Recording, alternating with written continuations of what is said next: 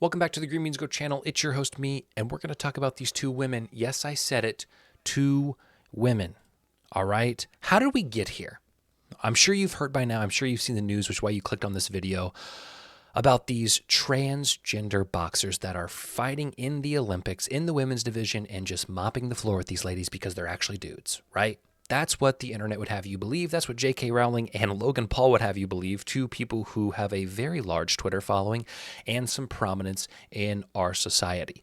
J.K. Rowling says, could any picture sum up the new men's rights movement better? The smirk of the male, referring to Khelif here, who's enjoying...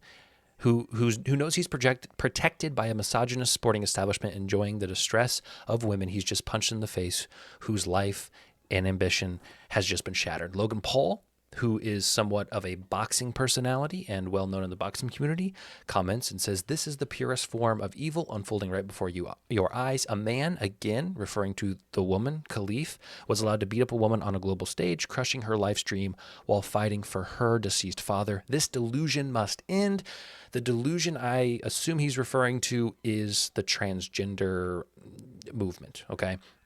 The idea that someone can be born one way and identify another way. Bottom line is, Twitter is a cesspool of ignorance, all right? And when I saw not just these tweets, but other tweets, I thought this was true. I thought that this was an actual born male who transitioned and was fighting in a female sport, okay? Because that's what Twitter was saying, right? And I said, what is the big idea? I have to get to the bottom of this. So I sought out some extra information. And when I did so, I was led to this article. I'll link it down in the description. And this is what it says, all right? These two women boxers will be allowed to compete in the Paris Olympics despite being disqualified from the 2023 World Championships in boxing for failing to meet sex testing standards, the International Olympic Committee announced Monday. The news should have been no big deal. It was just simply the Olympic Committee following its own protocol. Instead, it was met with anger, fear-mongering, and smears from journalists and advocates who want to keep trans people out of sports. Except Khelif and Lin Yu-Ting of Taiwan are not transgender. All right? They both competed in the last Olympics in Tokyo in 2021 and have won medals at other boxing tournaments. But last year, the International Boxing Association and the governing body disqualified Khelif and Lin during the Olympics. According to the database, they were removed because they did not meet eligibility criteria. They said that they both had elevated levels of testosterone. Lin did end up competing, won bronze, and then was stripped of it because results came back from the biochemical test, and they found again that she had high testosterone levels or a chromosomal variance. Now, what happened in the next 4 years? So why were they disqualified in the last Olympics after the fact, but now they're back, okay? The IOC and the IBA have different medical standards for competitors. The two institutions parted ways in 2019 after the Olympics Committee stripped the Boxing Association of its Olympic status amid concerns about the Boxing Association's integrity, finances, and government. So here's just my comment. Outside of this is the first time I want to put my actual opinion in here and not just say what is factually true and false. Boxing is the most crooked sport out there. If you want to talk about professional sports lacking integrity, lacking fairness, lacking just equity across the scope, it is boxing. Fights are rigged. Certain boxers have certain advantages. Like, boxing should be the last organization to talk about this being unfair, okay, for what they stand for. That's just a side note, all right? So they lost their president at the time. They've got a new president since then, and that new president has accused Khelif and Lin of trying to fool their colleagues and pretend to be women. But the International Boxing Association is no longer responsible for running the qualifying matches that lead up to the Olympics as they were at last Olympics in Tokyo.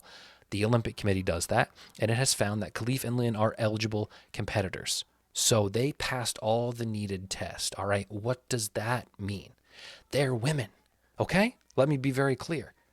These two women are women. They're not transgender. They weren't born male and they transitioned to female. They were born female, all right? And there is no reason they shouldn't compete. That is the opinion of whoever wrote this article. We can talk about if they should compete at the end. We're going to have a conversation about what that means. People who oppose trans inclusion in sports obviously latched onto this idea that they are both transgender, even though that is not true. Okay? They keep referring to these two women as men, biological males referring to them with pronouns he and him. And here we are, all right? And I'll just stop and say, there's a large conversation to be had about this and about keeping sports fair and about being inclusive, but also, again, being equitable. And the bottom line appears to be that both Khelif and Lin were born female. Now, it seems as if they may have some higher level of testosterone. They may have a Y chromosome. But it sounds like when we're talking about the thing that, and if this is political, I get it. Okay, I'm not trying to be political. I'm just trying to identify a discrepancy that I see in the conversation. For a long time, I have heard people on a certain side of the fence say that reproductive anatomy defines your gender. Okay, they have said if you have a penis, you're a man. If you have a vagina, you're a woman. Period. That's it. No other explanation. Now, those same people that were saying that are now calling this unfair. These two women with, I presume, vaginas are now being called men because they don't fit the next ideology, right? They're trans. And so I just think it's comical almost from the outside to watch that camp kind of flip-flop and say, well, it only matters if you've got a vagina until you have testosterone. Now the testosterone matters, okay? It's just very interesting to me. So the history of gender verification tests in athletes in which institutions assess athletics or athletes' biological markers with the intent to disqualify anyone who diverges from an established gender standard is long and tragic. And what they mean by that is it's been pretty unfair to females. For decades, women who passed the tests got certificates of femininity and that they had to present them before Olympic competition. Those who didn't pass because their bodies differed from what administrators deemed the feminine norm were exiled from their sport. Okay, so there could be another video talking about the sexism that's probably backing there. What this is basically saying is women who appear to be too manly or who did not fit this feminine ideology were not allowed to participate in the Olympics, okay? Which is its own sick, twisted way of classifying certain women for the value that they provide in the entertainment, okay? Which, again, that's a different video. In many cases, these athletes had no idea that they had any chromosome differences until the Olympic gender verification authorities gave them that result right before the events and found them ineligible to compete. Okay, that's what happened to Caster Semenya, the South African track star who won gold medals in 2012 and 2016 before a new testosterone limiting regulation from the Olympic Committee barred her from competing in any future game. Today, most authorities still demand gender tests and impose requirements on trans and intersex athletes that range from hormone therapy to surgery. Okay, so this is just a side note that's just fascinating to me that the Olympics have a history of banning women who are too manly. Again, that's mind-boggling. It's sexist. It's unbelievable. And so that's kind of what we see here. But these athletes were not banned. Okay, the Olympic Committee used to impose an across-sport standard for acceptable testosterone levels, but it recently changed its guidelines. In 2021, it pushed the decision back to the governing bodies of each individual sport. Here it is, allowing them to set their own acceptable ranges of the hormone. So the Olympic Committee does not, as a whole body, decide the testosterone levels. It lets the sports decide. So you can assume that, boxing is going to allow women to have a higher level of testosterone, given the range of what boxing requires, as opposed to I don't want to even name another sport, but like beach volleyball. Okay. Swimming, it's probably pretty high, things that don't require as much muscle mass. I don't know. I'm not a scientist, but I'm just making the assumption that, volleyball standards are lower than or higher than boxing. Okay.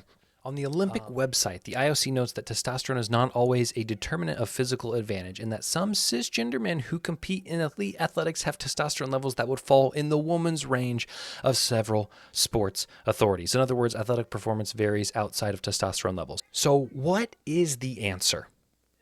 And I want the answer that is the most fair to everyone. Is it, I don't know. Okay, I'll just start there. I don't know. Do I feel bad for the women who have lower testosterone levels than these two women and are possibly going to lose to them in the Olympics? Maybe. But is barring these two women from participation fair to them?